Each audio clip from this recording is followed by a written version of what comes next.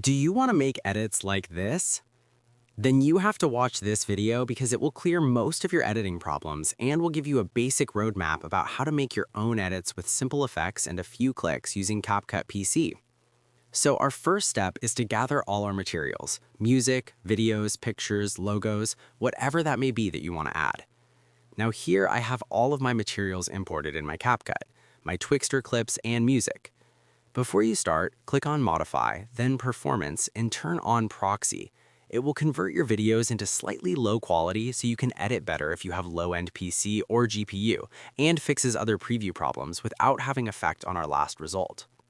Now, first things first, you must have a concept inside your brain on how you want your intro to be.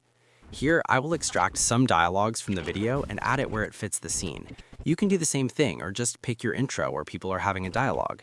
I will fast forward it. Next step is to add subtitles, or text as you call it.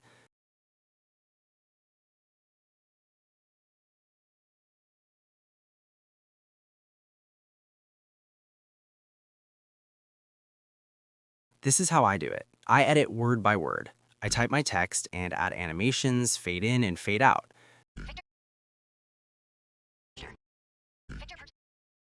Then what I do is I copy paste it again onto the next word and edit the letters so it fits it and I don't have to add animations again. This is the part where it consumes time for me, as subtitles, if done beautifully, take viewers' interest in the edit. So here I'm done with editing my text. Victor purchased a building after Umbrella went under. I'll send you the address. Don't do anything stupid. Me? No. Now I'm going to add Twixtor clips and make a cutout transition. First, I'm going to decide and trim which scene I want to add in the edit, so I will trim it. Also, I will turn on the beats for audio to time transition properly. Now I will go to speed and add flash and curve. Now I will add a keyframe in the beginning and add one more keyframe where I zoom in the video and put this in the end of clip, adding a graph to it so it will give it a zoom effect. Once it's done, convert this clip into a compound clip and copy paste it again, then reverse this clip. And then I'm going to add these two compound clips into a single compound clip and I'll increase its speed to 2x, and it will give us our beautiful reverse zoom effect. But we forgot to add cutout transitions, so let's do it. I will go in the beginning of this clip and freeze its frame, then trim it and put it as overlay on previous clip. Then I'm going to make a cutout of our main subject or character.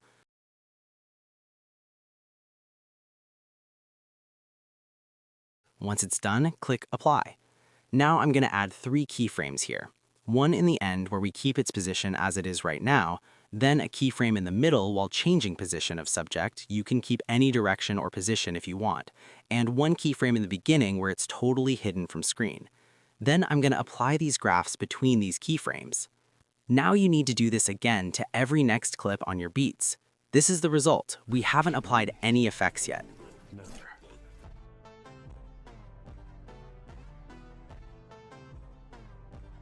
Now is the time to add effects.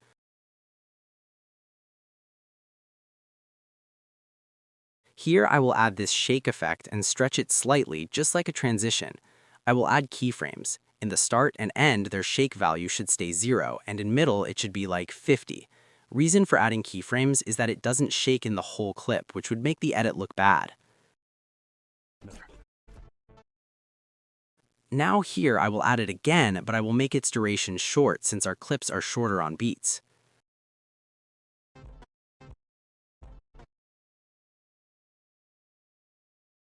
Now we're going to do the same thing with flash effect, adding keyframes in start, middle, and end.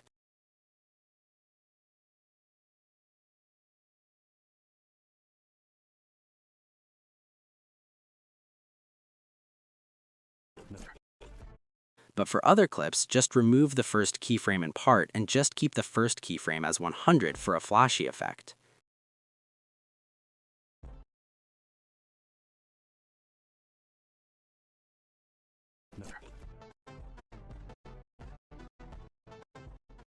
Next, I will add this diamond zoom effect. You can copy my values or adjust it as your own and add it on every single clip on the same timestamps as it transitions from one to the next one.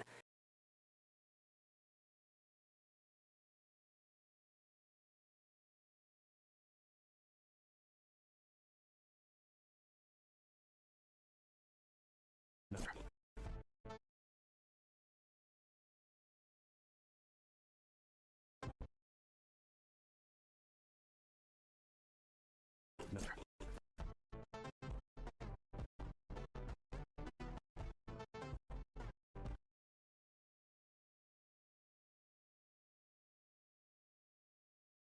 And we're almost done. Now to finish our edit, I will add black flash effect and adjust its values like this.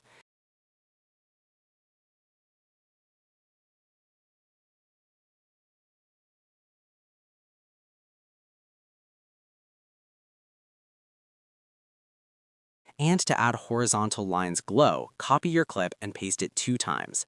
Then add motion blur effect on it. Increase its values and copy paste this effect 3 times. Then add glow 2 effect. Here, I forgot to add a gap between 2 clips we just added, like this.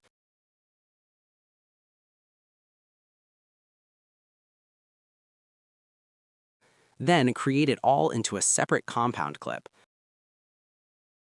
Put it above your edit as overlay and its blend mode to screen. Keep its opacity value between 20 to 30, and that's it. That's how you make your edits look good, clean, and stand out. Thank you for watching, and I hope this helps you. Leave a like and comment for which tutorial would you like to see next.